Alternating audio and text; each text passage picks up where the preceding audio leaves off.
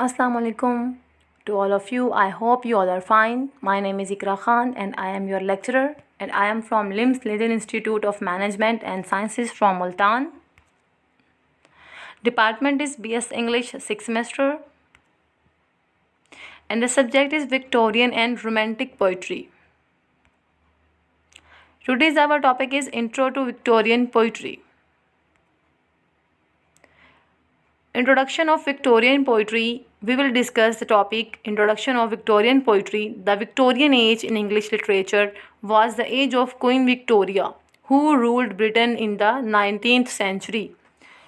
अब यहाँ पे देख लेते हैं हम इसको डिटेल में कि जो विक्टोरियन एज है इंग्लिश लिटरेचर में इसको कहा जाता है एज ऑफ क्वीन विक्टोरिया भी, who ruled Britain in the 19th century, जिसने यहाँ पर यानी रूल किया था इसको इस पर सल्तनत जो है वो की थी, वो थी 19th यानी 19वीं सदी में उसने इस पर जो है वो अच्छी तरह से हुकूमत की थी.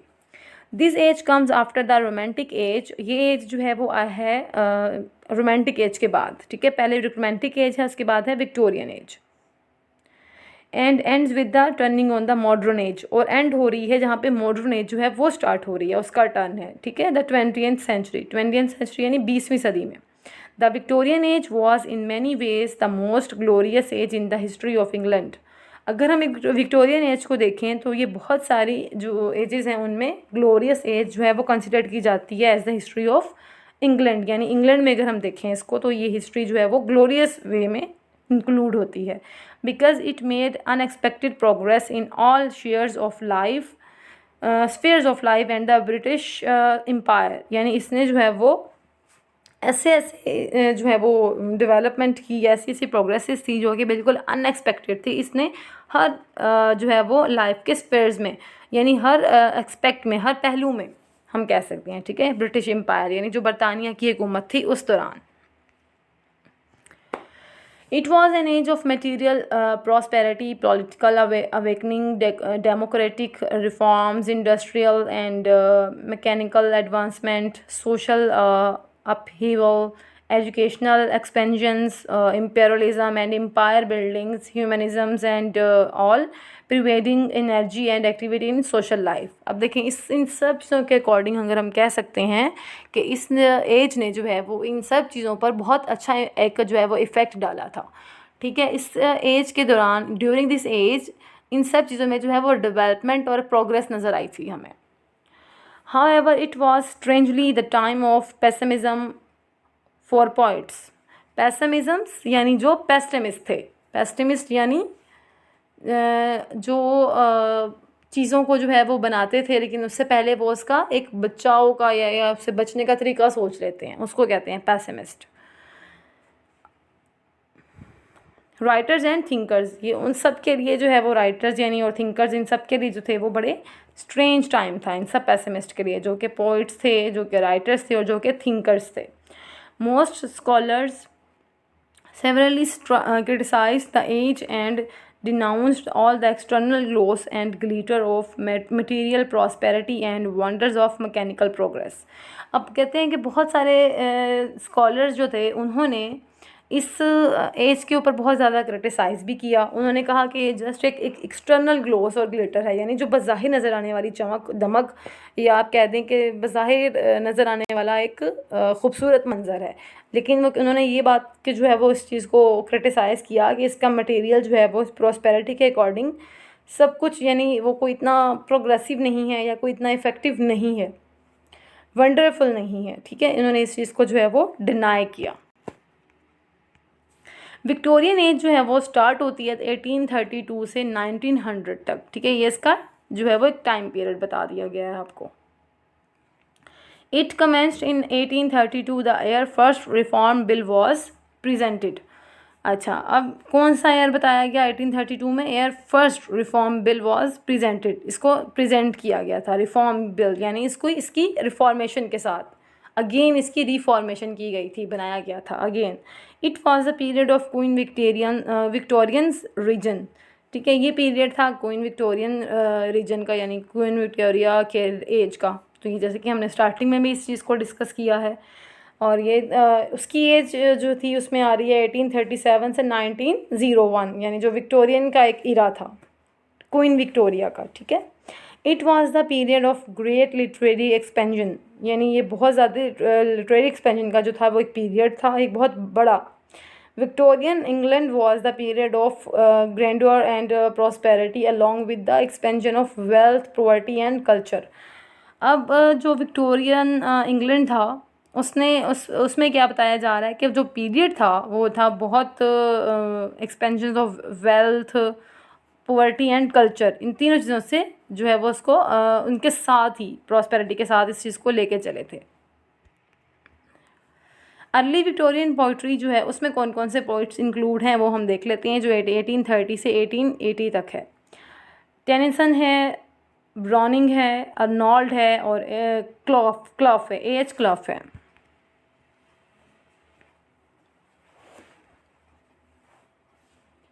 विक्टोरियन पोइट्री अगर हम देखें तो इसको अगर हम और इसका इंट्रोडक्शन देखें तो वो क्या होगा कि seen as a bridge between the earlier romanticism and the modernist poet of the 20th century.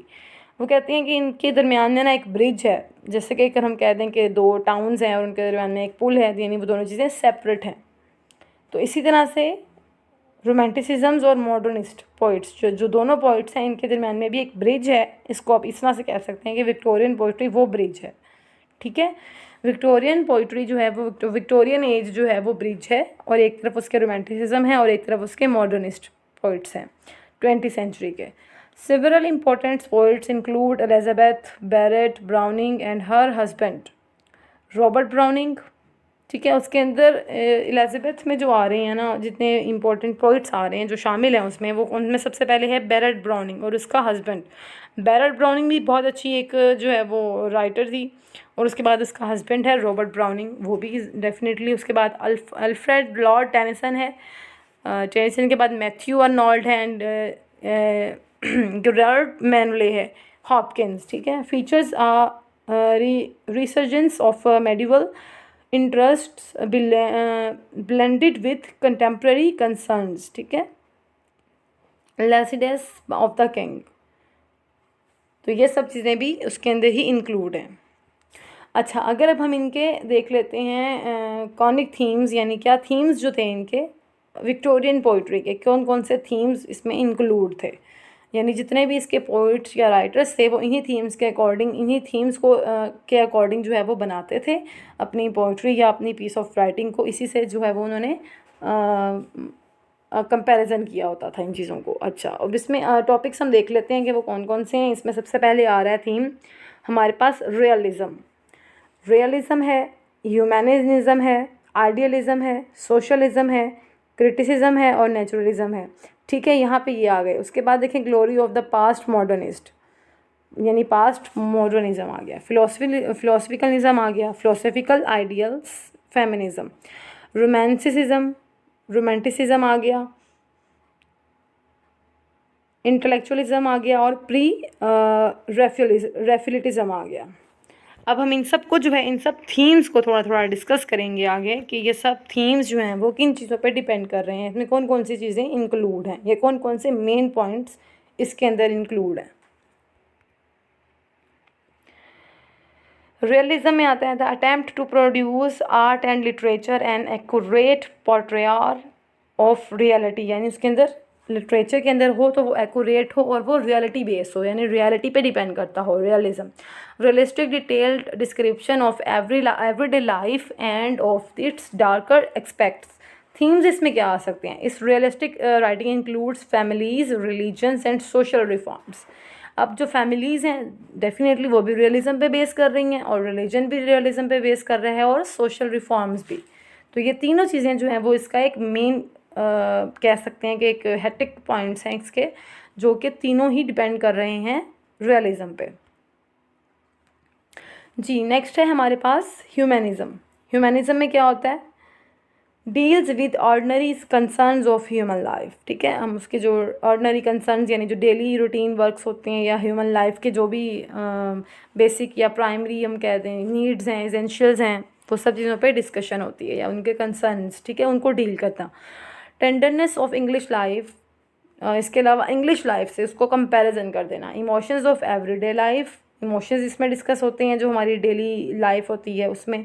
Glory of soul through senses individually, ठीक है। अब उसकी सोल के ऊपर भी डिस्कशन होती है, सेंसेस इंडिविजुअली, यानी इंडिविजुअली हम इन सब सेंसेस को स्टडी करते हैं या उसको डील करते हैं ह्यूमनिज्म में।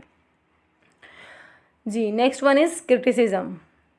क्रिटिसिज्म मीन्स कि किसी को क्रिटिसाइज करना, तनकीद करना किसी चीज़ पर, ठीक है। तो वो होगा on social life of the that time, on contemporary industrialism, on political situation, on the ways of English thoughts, on mid century sceptical unrest, indirect criticism on slavery.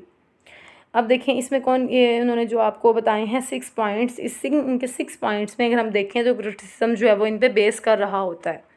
सबसे पहले तो सोशल लाइफ में जो यानी जो भी टाइम हो रहा होता है, जो चल रहा होता है ड्यूरिंग, जो भी इश्यूज होते हैं उन पर भी क्रिटिसाइज़ किया जा सकता है। कंटेम्प्रेरी इंडस्ट्रियलिज्म में भी किया जा सकता है, और सबसे ज़्यादा तो पॉलिटिकल सिचुएशन पे भी क्रिटिसिज्म होता है। फिर इंग्लिश थॉट्स पे होता है, मिड सेंचुरी जो है वो उन पे भी है, और क्रिटिसिज्म ऑफ स्लेवरी यानी गुलामी पर, ठीक है, उन पे भी क्रिटिसिज्म होता है। नेक्स्ट है हमारे पास socialism. Social aspects of contemporary life, social disintegration, life affected by industrialism, conflict between upper and lower class, homeliness of middle and lower class।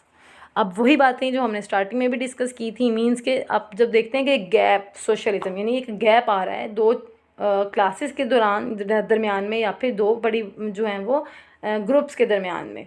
अब एक जिस तरह यहाँ पे इन्होंने एक थर्ड बताया है, second last, upper and lower class, ठीक है। कन्फ्लिक्ट्स यानी तजाद आ जाता है ना, ऑपोजिशंस अगेंस्ट होंगे एक दूसरे के, या ऑपोजिशंस कुछ भी इनमें कन्फ्लिक्ट होगा। अपर एंड लोअर क्लास यानी एक अपर क्लास है और एक लोअर क्लास है, इसी तरह मिडिल एंड लोअर क्लास में भी होगा, और इंडस्ट्रियलिज्म में भी होगा, और डिसइंटीग्रेशन में भी होगा, और कंटेम्प्रेरी लाइफ में भी होगा। तो सोशलिज्म जो है वो इन सब चीज़ों पर बेस कर रहा होता है और इन सब चीज़ों में काउंट होता है। उसके बाद है glory of the past, culture and anarchy of the past, positive effects of puritanism, propinquity with the romantic movement, religious and social ideas of past। इसमें क्या होता है कि ग्लोरी ऑफ द पास्ट, जिसमें आपकी पास्ट की थिंकिंग, पास्ट की progress या पास्ट की डेवलपमेंट जो है वो शो हो रही होती है, जिसको आप एक दफ़ा फिर से ग्लिम्पसेस दिखाते हैं उन सब चीज़ों के, तो वो सब चीज़ें इसके अंदर आती हैं। जैसे कि अगर ग्लोरी, जिस तरह कि अभी हम एज पढ़ रहे हैं विक्टोरियन एज को, इंट्रोडक्शन हम पढ़ रहे हैं विक्टोरियन एज का, तो विक्टोरियन एज में अगर हम देखें कि हमारे पास इसका पास्ट यानी जो था वो था रोमांटिक एज, तो रोमांटिक मूवमेंट्स अगर हम इसमें थोड़ी सी दिखाते हैं तो वो हमारी होगी ग्लोरी ऑफ द पास्ट, यानी जो उससे प्रीवियस गुजर चुका है उसके ग्लिम्पसेस उठा के हमने इसमें ऐड कर दिए, ठीक है। तो ये सब चीज़ें आ जाएंगी आपके ग्लोरी ऑफ द पास्ट में, यानी पास्ट भी बहुत ग्लोरियस है, अगर उसमें चीज़ें आप दिखा रहे हैं, उसकी रिफॉर्मेशन कर रहे हैं और उसी को आप आगे ऐड कर रहे हैं, इंक्लूड कर रहे हैं किसी भी अपनी नेक्स्ट रिफॉर्मेशन वाली थिंग्स में या चीज़ों में, तो उसमें क्या होता है कि आप अपनी जैसे रेनाइसेंस एज है, Renaissance means revival of learning, तो आप वही सारी चीज़ों को एक दफ़ा फिर से रिवाइज करते हो, उनके लर्निंग करते हो और उसकी करेक्शन करते हो और उसमें एडिशन करते हो, ठीक है। फिर आप उसमें क्या करते हो कि उन चीज़ों को पास्ट ऑफ द ग्लोरी दिखाते हैं, ग्लोरी ऑफ द पास्ट, यानी उसमें ग्लोरियस कोई भी चीज़ें जो ग्लोरीज हैं उनको आप दिखा देते हैं, ठीक है। तो इसमें भी सब चीज़ें वही वाली इंक्लूड हैं। उसके बाद है हमारे पास मॉडर्निज़म। मॉडर्निज़म अब क्या है, सर्टन एस्पेक्ट्स ऑफ एग्जिस्टेंस, यानी जो भी एस्पेक्ट जो अब एग्जिस्ट करते हैं वो आ जाएंगे मॉडर्निज़म में, क्योंकि ये मॉडर्निज़म है आपकी जो हम अब पढ़ रहे हैं विक्टोरियन एज, उसके बाद 20th सेंचुरी वाला। Life in industrial north, life को देखना है इंडस्ट्रियल नॉर्थ यानी नॉर्थ वाली साइड की। Individually and seniority of modern era, seniority और इंडिविजुअलिटी इन दोनों चीज़ों को देखना है as a modern era of a modern era, यानी दोनों चीज़ों को मॉडर्न एरा के अकॉर्डिंग अगर हम देखें तो इंडिविजुअलिटी और सीनियोरिटी भी इसमें बेस करती है। मॉडर्निज़म यानी आपके जो विक्टोरियन एज जो कि है एक ब्रिज है between romanticism and modernism, romanticism है वर्सेस मॉडर्निज्म के दरमियान, ठीक है। तो वही इन चीज़ों को डिफ़ाइन कर रहा है। अच्छा, उसके बाद हमारे पास आ गया है फ़िलोसॉफ़िकल आइडियाज़।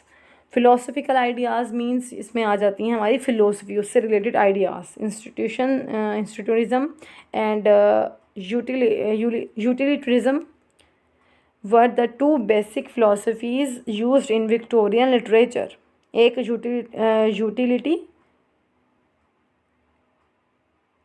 यूटिलिटेरियनिज़म और एक है इंस्टीट्यूशनलिज़म। ये दोनों जो हैं हमारे पास, इंस्टीट्यूट और जो यूटिलिटी, इसमें क्या होता है कि ये दोनों बेस कर रहे होते हैं या यूज़ हो रहे होते हैं विक्टोरियन लिटरेचर में, ये यूज़ हुए थे। That to deals with the serious morals issues of that time, उसमें यूज़ किया गया था मॉरल इश्यूज़ को, ठीक है, जो सीरियस मॉरल इश्यूज़ थे उनको इसमें डील किया गया था। For example religion, thoughts and above all social life, वही चीज़ें जो हमने अपनी फैमिलीज़ और रिलीजन्स और सोशल लाइफ में यूज़ की थी। रियलिज़म, यानी ये सब चीज़ें रियलिज़म पे ही डिपेंड कर रही होती हैं, जो कि फ़िलोसफिकल आइडियाज़ हैं आपके। फेमिनिज़म, अच्छा फेमिनिज़म से तो नेम से ही पता चल रहा है, यानी फेमिनिज़म फेमिनिस्ट है। Road about their own emotions and in most thoughts and feelings, ठीक है। अब ये हमें पता चल रहा है फेमिनिज़म तो है जो मतलब राइट्स ऑफ द वुमेन्स हैं, इसमें वो ही काउंट होंगे, वही उन्हीं के बारे में डिस्कशन की जाएगी और उन्हीं के बारे में इसको हम पढ़ेंगे। डील कर रहा होता है फेमिनिज़म किसके अकॉर्डिंग, किसके लिए डील कर रहा होता है, ये डील कर रहा होता है feminism deals the rights of the women's, ठीक है। Feminism is deal of the rights of women's, तो वुमेन्स के राइट्स को डील कर रहा है फेमिनिज़म। तो wrote about their own emotions, यानी उनके अपने जो हैं वो emotions in most thoughts and feelings, उसके अंदर क्या इंक्लूड है, थॉट्स एंड फीलिंग्स, यानी आपके जज्बात, एहसासात जो आप महसूस कर रहे हैं, उन चीज़ों का एक्सप्रेशन, यानी एक्सप्रेशन, उस चीज़ों का इजहार फेमिनिस्ट है, फेमिनिज़म है। Love of a wife and mother, इसमें वही जिस तरह की बात पहले बताई थी कि वुमेन्स राइट्स हैं, तो वाइफ और मदर का जो है इसमें एक मेन रोल, करेक्टर जो है वो प्ले किया जाता है, तो वो वही है, love of a wife and mother. Spiritual geography of hopes, fears and loves from a woman's point of view.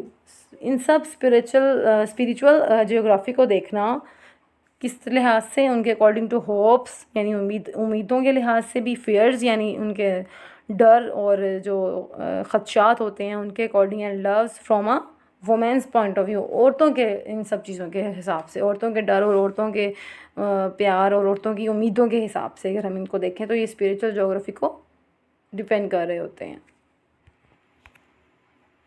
Intellectualism में क्या होता है कि आपके इंटेलेक्चुअल बेस डिपेंड कर रही होती है, geological discoveries, philosophical generalization, biological investigations, ये तीनों चीज़ें आपकी इंक्लूड होंगी इंटेलेक्चुअलिज्म में।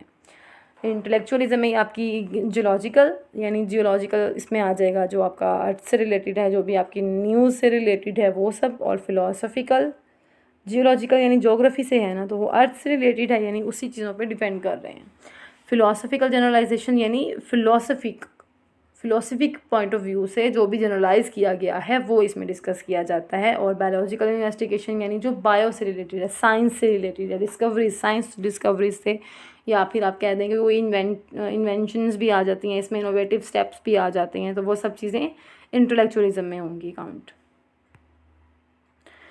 प्री रेफेटलिज्म, अब रेफेटलिज्म में क्या आ जाता है, प्री में school against intellectualism of Victorian age, science has nothing to do with art. अब जो स्कूल थे जो अगेंस्ट थे इंटेलेक्चुअलिज्म के, वो थे विक्टोरियन एज से, उसमें उन्होंने क्या कहा, साइंस जो है वो कुछ भी नहीं है जो कि आर्ट डू विद आर्ट, यानी वो आर्ट के साथ कुछ कर सके। Followed the aesthetic movement art for art sake, और उसके बाद लास्ट में थे ट्रक्टेरियन मूवमेंट में था science has nothing to do with religion, science जो है वो रिलीजन के साथ जो है वो कुछ नहीं कर सकती है। तो इन सब चीज़ों को जो है वो इसमें डिस्कस किया गया था, यानी तीनों चीज़ों ने हर एक ने अपने अपने पॉइंट ऑफ व्यू बताए इससे पहले, ठीक है। वो उन्होंने जो भी बताया था हमें